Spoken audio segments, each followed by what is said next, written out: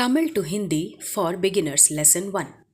நான், मैं, நீ, தூ இல்ல தும். நீங்க இப்போ மரியாதை கொடுத்து ஒருத்தரை சொல்றோம்னா ஆப். நாங்கள் ஹம். நாம் அனைவரும் ஹம் சப். நீங்க எல்லாரும் ஆப் சப். அவன் அவள் वो இல்லனா வஹ். இவன் இவள் ஏ இல்லனா யஹ். இவளுடைய இஸ்கா. இதில் மேல் ஃபீமேல் ரெண்டுத்துக்குமே இஸ்கா தான் சொல்லுவாங்க. இவருடைய இன்கா, மேல் ஃபீமேல் ரெண்டுத்துக்குமே இன்கா. இன்கா நம்ம மரியாதையாக பேசும்போது இன்கா. அவளுடைய உஸ்கா, அவனுடைய அவளுடைய ரெண்டுத்துக்குமே உஸ்கா தான் வரும்.